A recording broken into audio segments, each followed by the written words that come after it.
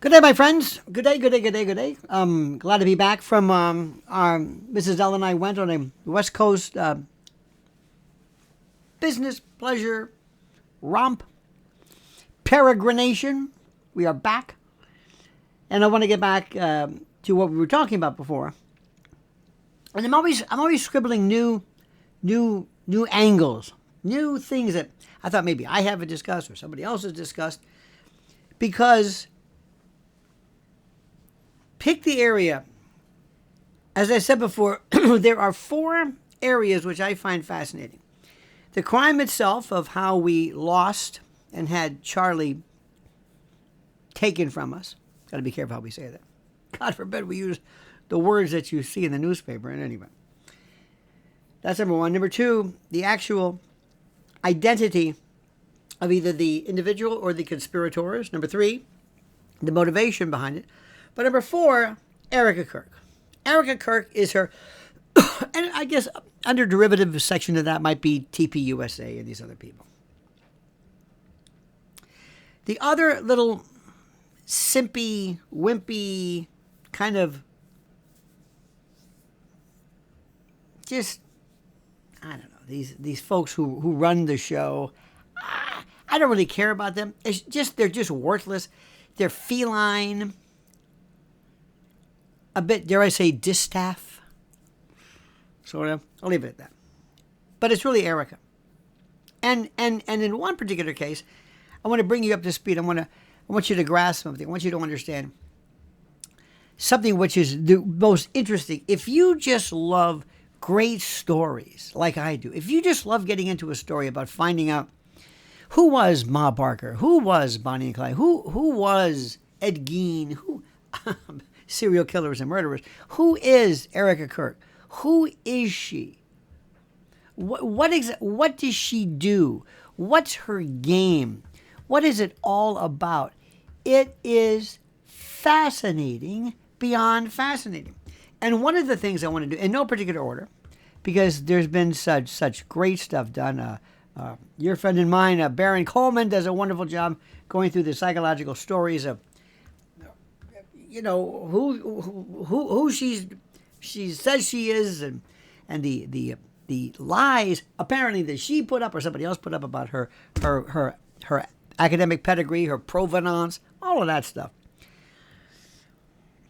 But the thing that is the most important, as you keep getting deeper and deeper and deeper and deeper into this, you realize something that's fascinating, and that is that she is the most twisted, screwed up person. Maybe harmless, maybe not, homicidal or anything, but she lies because she doesn't know reality. I know that may sound weird. I'm not trying to give her a pass. Believe me, I'm not. She doesn't know reality. She doesn't know what's real. She doesn't know who she is. She doesn't even remember the storyline. And what was interesting was, I love this analogy, which it hit me, because I've always been a fan of this fellow on YouTube, Don Shipley, regarding stolen valor. Stolen valor is so depraved. It is so depraved for somebody, there's always been like fake cops, but somebody who goes out and says, yes, I was a Navy SEAL, I was taken prisoner of war, I received the Medal of Honor, 12 Silver Stars, 30, Purple Hearts, Bronze Star, I was a lieutenant. I mean, they lie. And you wonder, how can they do it? How can they do it? And I realized, I think I know. I think I understand it, because it is so interesting when you look at Erika Kirk. And if you look at the psychological profiles of both, let me explain to you. Stolen valor. Again, where you claim to have been, let's say, always Navy SEAL. They get tattoos. They they sometimes will maybe not with AI, they can do it differently, but they'll Photoshop pictures of them. And Don Shipley, this wonderful man, will stop and say, "Oh, you're a Navy SEAL, huh? Yeah. What was your BUDS class number? Huh? Your BUDS class. Basic underwater demolition." He said, SEAL, I don't remember. It's a long time ago. That's like saying you don't remember when you graduated from high school. Doesn't make any sense. Well, it was classified. Well, I suffered a lot. Well, you know what? No. They can't answer anything. They have their wrong SEAL Team 6, but he gets them. And sometimes they'll still do it. They won't stop. But Stolen Valor reminds me of Erika Kirk, because Stolen Valor is discussed as this, this ethical, legal kind of a combination. But psychologists and mental health people for the longest time have wondered specifically, what is it? And they look at it through the lens of identity, status, and social signaling. And if you think about this, it's eerie. It's eerie because if you look at what our friend Barron said, by virtue of what he shows about, and again, I'm not sure if this provenance or this CV or this resume is somehow, authenticated, but she says she was a doctor in this, and anyway. But aside from that, aside from claiming to have a particular degree, her status, because she's not very bright. She can't even speak. She can do a lot of acting. That's why the acting overcompensates for the fact that she doesn't know what she's talking about. Charlie could just sit back, lay back, and just rattle off facts because he was a brilliant young man. She's not. So what she does is she gives you a lot of reaction and crying and finger pointing. But going back to Stolen Valor, listen to this. Again, this notion of identity and social status and social signaling. The behavior of Stolen Valor can serve several psychological functions for the person who's engaged in it. Now remember, think, Erika. Number one, status and prestige signaling. I love this. Remember virtue signaling? This is prestige. Military service, of course, carries strong cultural respect, and by falsely claiming service, individuals may try to borrow, the social prestige associated with soldiers and veterans and decorated heroes. And this, of course, can produce admiration, trust, and credibility in social circles and the like. That's Erika. Erika does that by basically siphoning off, or as a parasite would leech off, the name, the background, the provenance, if you will, of Charlie. That's what she's doing. But she's using it. She wants admiration. She's getting it. She's been through every iteration of self-aggrandizement. I'm sexy, I'm a pageant, I'm this, I'm an actress, I'm a whatever it is. She has basically become like Zelig, the great Woody Allen movie. She fills in, she takes in, she associates herself with every form of representation there is. And she becomes that person. She does it. And it's stolen valor. Now, they always talk about in Stolen Valor identity construction, and this is really interesting.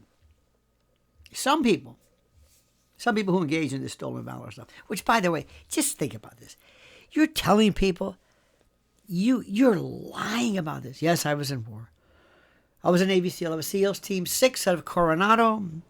I killed people. That was classified. Whenever they're pushed into a corner, that's classified. I can't tell you that. My BUDS class number, whoa, that's classified. It's not classified. It's and you say you don't remember it? You don't.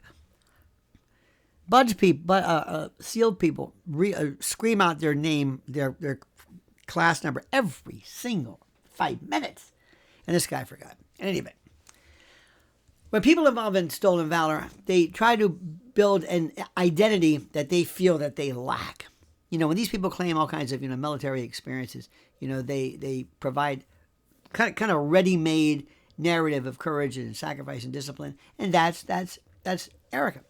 As she's getting older and getting out of this pageant, beautiful, whatever this was, and kind of like floating around. She was always, her fame was always derivative. It was derivative and subsidiary to Charlie. She didn't stand on her own. She was Charlie's wife. There was no Erika Kirk before Charlie. That's why she got her hooks into him and realized that's where I'm going. So she basically is like stolen valor, stolen reputation, stolen love, stolen heroism, stolen status, if you will. The third thing they do is they reach attention and recognition. You know, human beings, as you know, seek and demand validation.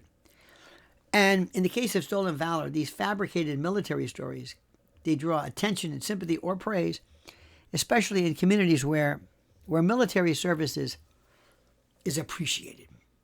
Well, what she's doing right now is she's becoming, her new iteration is, I'm the Christian wife. I'm the uber Christian. You think you're a Christian? I don't know how much of these allegations of her CV are true or not, but her whole thing, her ideas when she was running on pornography and marijuana, interesting. That's not exactly the foundational abecedarian lattice work and underpinnings of somebody who later on is going to be some Christian ideology titan. Does that make any sense to you? Anyway, when people claim combat experience, they seek some kind of perceived authority. She wants to try this one out. She's been to the pageant. She's been to Beautiful. I'm doing this. And by the way, remember, mark my words. She's going to go up into she's going to do a makeup and clothing line. Guaranteed. Remember I said that. Remember. Unless she gets arrested or cease and desist or something. Because we'll talk about that coming up. But she now basically enjoys this authority, discussing politics and leadership and national security and all this. All of a sudden she's now talking about things that she never had the chance, and she's doing it in a derivative case through Charlie. She would have never had this. You also look at the notion of psychological compensation. In some cases, psychologists suggest that the people who have stolen valor, they compensate for feelings of inadequacy, a feeling of emptiness, feeling of low self-esteem, by taking on this persona that fills a gap between how the individual sees themselves and how they wish to be seen. And that's what she's doing. It's precisely what she's doing. The other thing they do is narrative control. People in, again, social, stolen valor, they know that military stories are powerful narratives. And people who commit stolen valor sometimes create dramatic personal myths that give their lives meaning and substance, purpose, heroism. And the psychological drivers behind stolen valor usually involve status seeking, identity formation, validation, all of this, rather than kind of a single motive. Same thing with her. But the behavior that they cause and that Erika causes significant harm because it exploits the trust, the respect, and the society of individuals in similar worlds. See, what she's doing is she's basically leeching. She's leeching off of her husband's name. She's a parasite. She's a dung beetle leeching off of the remains of Charlie. And the next level you have to understand is, as with stolen valor, these people don't hear anything. Imagine not having a sense of smell, and the house you're in is on fire, and these people don't even know what's going on. They don't even bat an eye because they don't smell anything, and you're freaking out. They don't see this. She doesn't see this. She doesn't see this. She can't. She doesn't know what you're talking. Now, why that is? Oh, we could talk all day long. Some kind of pathology, delusion. I don't know what it is. But it is, as in the case of stolen valor, it's not that they believe what they say, they are what they say. They become. They're not buying it. They are that person. She is who she wants to be. The part that you and I might have as the part that you and I might have in terms of trepidation, hesitancy, it's like, whoa, I can't do that. I don't want to say that. That's crazy. That's nuts. They'll think I'm crazy. She has gotten away with this through her entire life. And the reason why? Very simple. Why do you think that is, class? Why? Because nobody cared. There's a lot of people going around, a lot of people in the street talking to their hands who say, I'm the Queen of Siam or King of... Fine. Nobody cares. That's how they get away with it. Nobody cared about it. Nobody even knew who she was until Charlie Kirk came along. She was, and that don't ever forget that. Nobody knew who she was. Nobody cared who she was.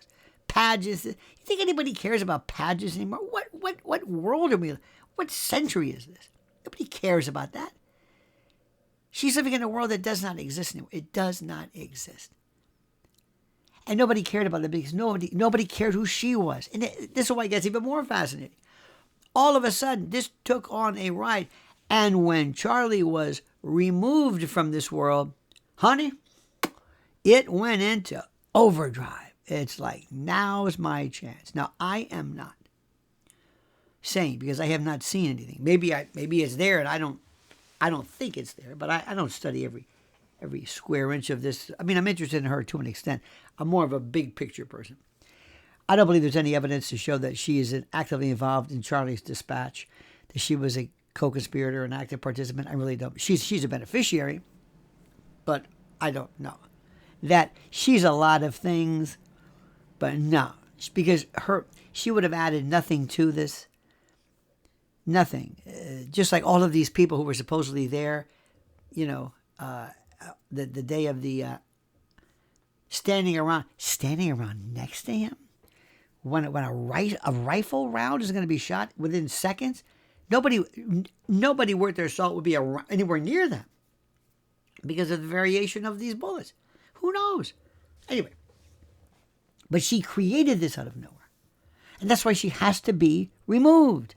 Because every time, as long as she's here, for example, take Mr. Coleman, excellent job.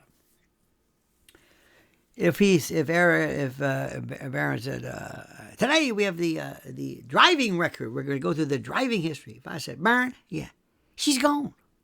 What's she talking about? She's gone. What do you mean? She quit. She's done. She's finished. She's through. You're beating a dead horse. As long as she's here, then the story becomes relevant. You can't, even some of these folks in TPUSA, they don't have the drawing power. They're kind of weird and wimpy and strange. You know what I mean? You know what I mean? You know what I mean? They don't have that. They're not that interesting. At least I don't think they're that interesting. And she is only of interest because she's still there. She's still there. If she wasn't there, there would be no story. If she wasn't there, there would be no story. That's why she's got to be removed from the board. They've got to buy her off, pay her off, and say, go away. But she's not going away. She is, it's going to be a problem. She says, you don't understand something. I've been waiting all my life for this. And the thing is, she doesn't realize, going back to Stolen Valor, have you ever seen these people? Some guy's walking around, he's 75 years old, and he's got his uniform on. It doesn't fit. He's got the wrong medals. They've got the rack and this and that and the ribbons and they don't even know they have the wrong. Or anybody who would tell you, listen, if you're going to go into Stolen Valor, at least have a technical advisor, have somebody in the military, have somebody in the Navy. You say that's not the way you work. You don't put a good conduct medal above is that the Medal of Honor? They don't know how stupid they look. They don't care. It's like you're 75 years old, you're overweight, and you're walking around telling people you're still in the military. You're not in the military. And you were in all these theaters of war, and they look at you, but they don't know. They don't know what you're talking about because they don't see it. They're looking at you and they're saying, you don't understand. This is about me. I don't care whether people buy this or not. I feel validated. And if there's a remote chance that maybe they think I am a hero, I'll take it. You don't understand what they would tell you. I'm nothing. This is my chance. Why are you? I'm not hurting anybody. I'm bringing honor to their lives. And in Erika's mind, she said, you don't understand something. I'm the widow. She'll never let you forget that. I'm the widow. I'm the mother. And my kids, their names are, anyway. Remember, we don't know where Charlie's buried. We don't know where his parents are. We don't know anything. But she's looking at you and she's saying, I don't want to hear anything anymore about you telling me that I'm what I'm not. I don't care. Erika Kirk doesn't exist. This is a lens cleaner. See this liquid? Yeah. If there's no liquid in here, you know what this is? It's an empty bottle. That's Erika. She's an empty bottle. And this, as she fills up, is the fantasy. Without this fantasy, there's nothing there. She's an empty cartridge. She's devoid. She's void, vapid, vacuous, vacant. There's nothing there.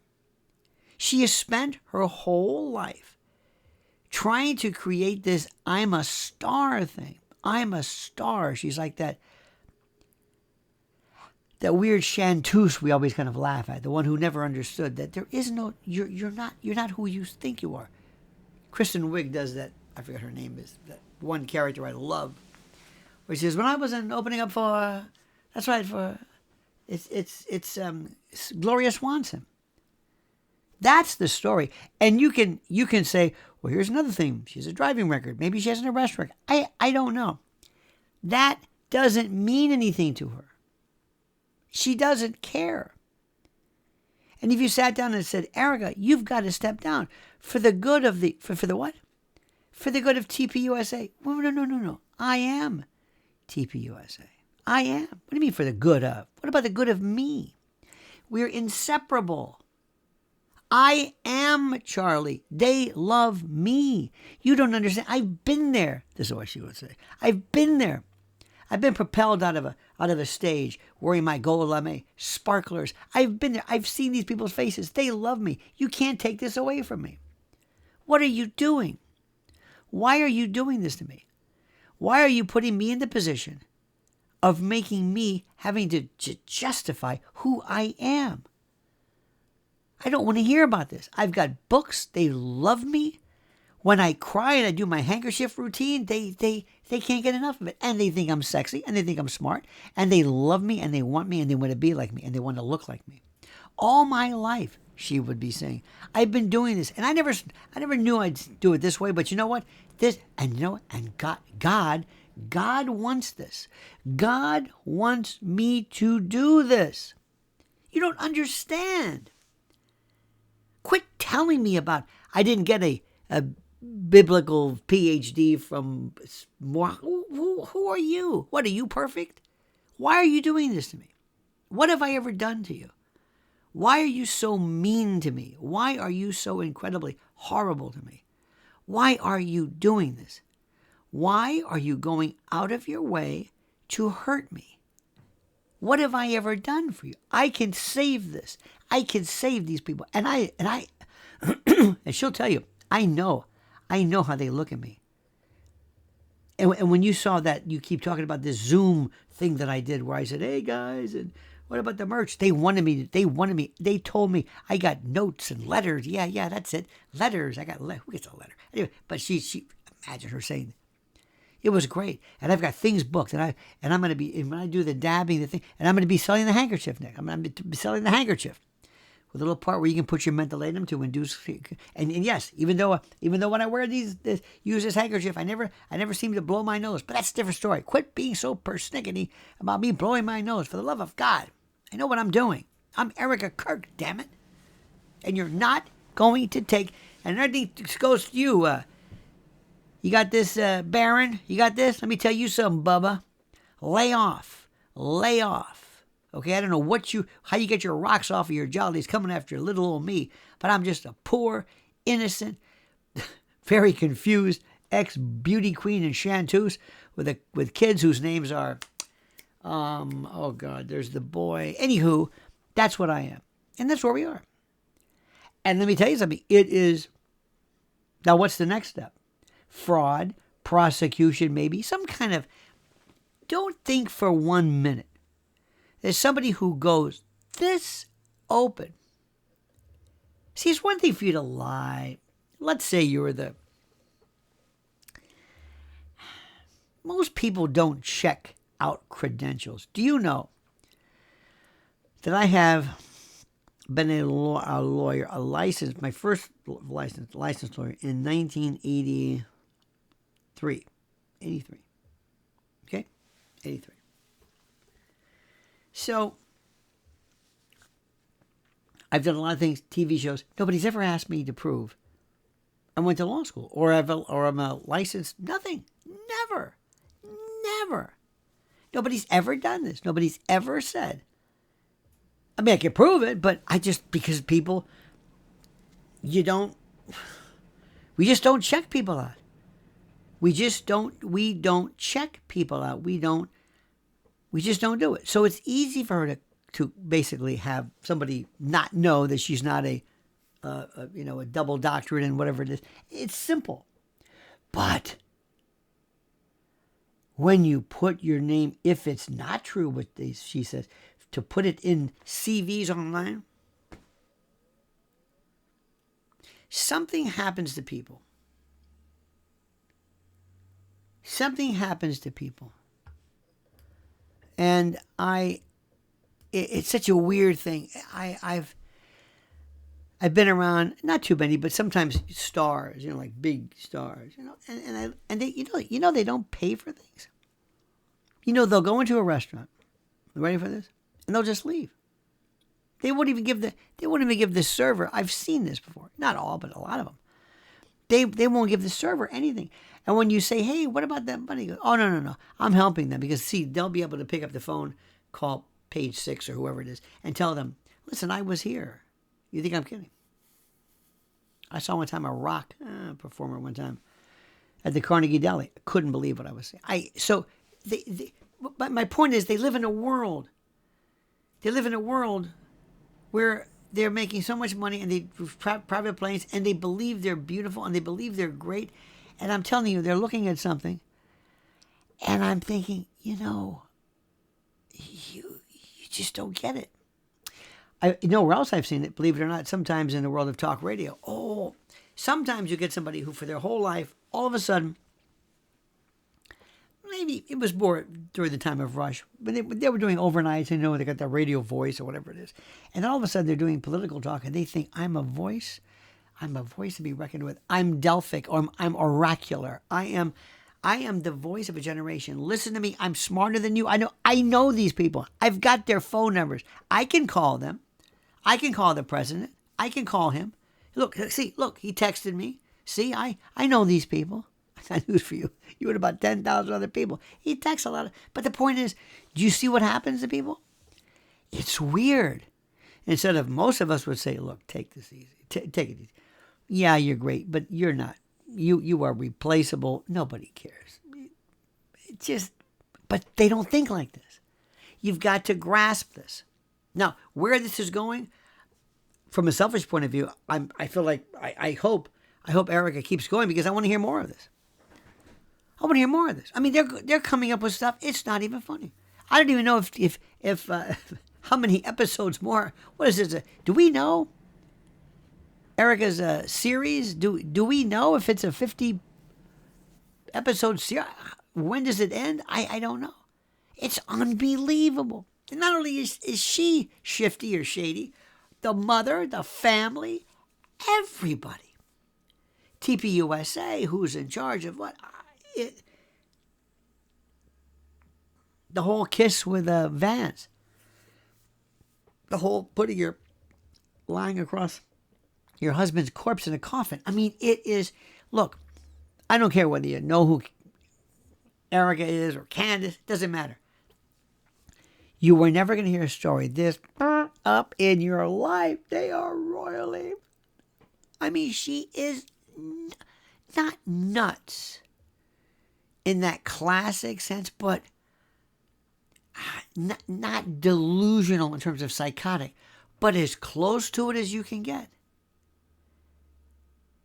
Little heads up, probably don't care about this, but if you want to see something interesting, follow the news regarding this guy, Jack Schlossberg. This is Caroline Kennedy's son. This is John F. Kennedy's grandson. And he He is arrebatado. He's gone. He wants to be the next. He thinks he's John Kennedy. He has some of the musculature, but he ain't anywhere near his uncle John, but yet he thinks this, and look, I'm no expert in drugs, but there's been a couple of Instagrams where he's been saying whatever this dude is on, he needs to get help. So keep an eye on this one. And you know what? He doesn't know it too, but why? Because he's a Kennedy. I'm a Kennedy. I'm loved. My grandfather was John Kennedy. I can do whatever I want. They love me. No, they don't. Yes, they do. It's Erika. You've never met these many people before. I say, what are you talking about? Nobody knows who you are. I'm loved. Where did you get that from? I just am. Erika, tone down. Quit. They're coming after you. Start shutting things down. The gig's up. They know all about you. What are you talking about? No, there's no gig. They love me because they want me. Don't you understand what I'm saying? I'm sexy. God, I'm sexy. I've said it enough. And you, let me tell you something. If you listen good, thank you. Thank you for letting me into your world. Thank you for letting me join these incredible, gifted, these commentators and influencers. My God, it's just me. It's just me and my minimalistic erudition, my ability to just kind of look at the facts. And I thank you for being nice to me. And you've been so nice to my wife, Mrs. L. at Lynn's Warriors on YouTube. I'll let her tell you this week what's going on. There's so much stuff going on. And regarding parents and children, you will not believe the predation that is being directed towards kids. So I thank you. I thank you precisely for everything you've done. Thank you for being a part of it. Thank you for being a part of my family, my life, and letting me into your world. It is so nice. I've got some questions for you to answer in the comment section. Please do. Please like this video. Liking does more to put us in that HOV lane of getting the word out. Also, please, I ask you, if you could, you would, subscribe to the channel, which is very, very critical.